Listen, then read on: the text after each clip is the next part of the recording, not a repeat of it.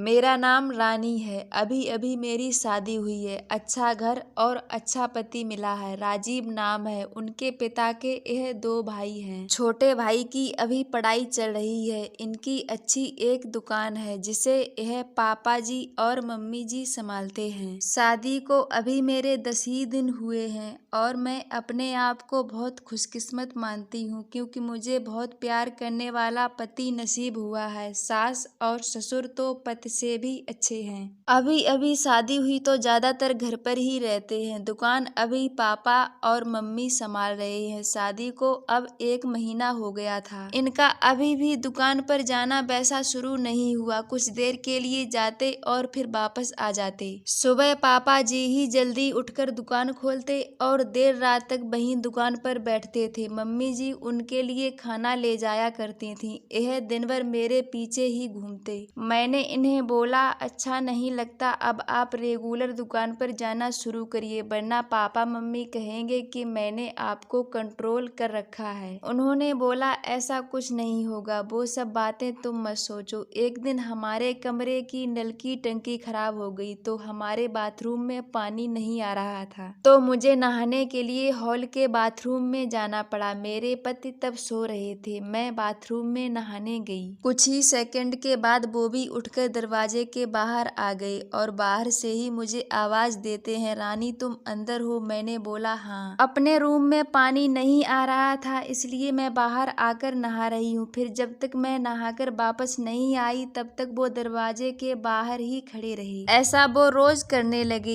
एक दिन वो बाथरूम में नहा रहे थे तब कोरियर वाला आया। कोई था नहीं तो मैं रिसीव करने के लिए दरवाजे पर गई। मैं अभी उससे बात ही कर रही थी कि यह बाथरूम से टॉवल में ही भागकर आए। आते ही मुझे जोर से कहते हैं कि तुम अंदर जाओ। फिर उसके जाने के बाद किचन में आकर मुझसे कहते हैं कि इस तरह अनजान आदमी से बात करना सेफ नहीं है, तुम ध्यान रखा करो। फिर इसके बाद मैंने कई बातें देखी, जैसे जब हम बाहर जाते थे तब वो मुझे इधर उधर नहीं देखने देते थे। कहीं खाना खा रहे होते थे तो मेरी नजरें कहाँ हैं, मैं किसे देख रही हूँ देखते थे। बार बार अपनी जगह बदलते रहते थे। मेरे पति का यह स्वभाव मेरे सास ससुर भी देख रहे थे। एक दिन पापा ने उन्हें दुकान के काम से बाहर जाने को कहा तो उन्होंने मना कर दिया। फिर पापा को ही जाना पड़ा। वो बस मेरे पीछे ही रहते। फोन पर किससे बात कर रही हूँ मेरे फोन में नंबर और मैसेज भी चेक किया करते थे। यह सब देखने के बाद मैंने सोच लिया कि अब उनसे बात करनी होगी।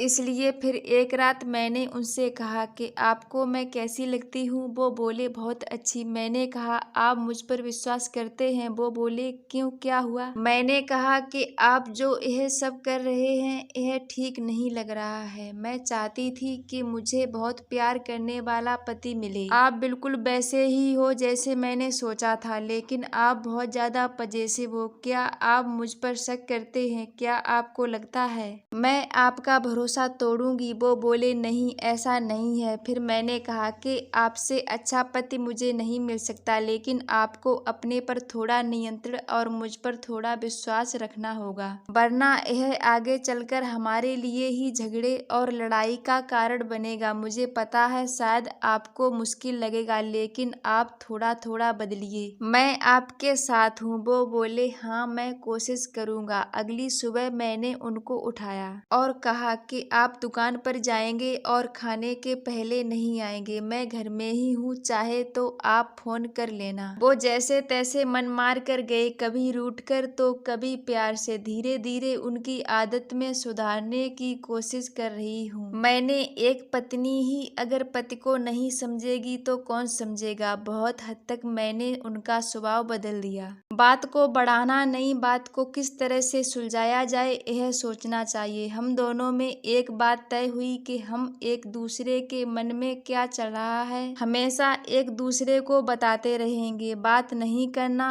अपनी बात मन में ही रखना ही किसी समस्या को जन्म देता है। आपको यह कहानी कैसी लगी हमें कमेंट करके जरूर बताएं और ऐसी ही कहानी सुनने के लिए हमारे चैनल को सब्सक्राइब कर लें। वीडियो को लास्ट तक देखने के लिए धन्यवाद।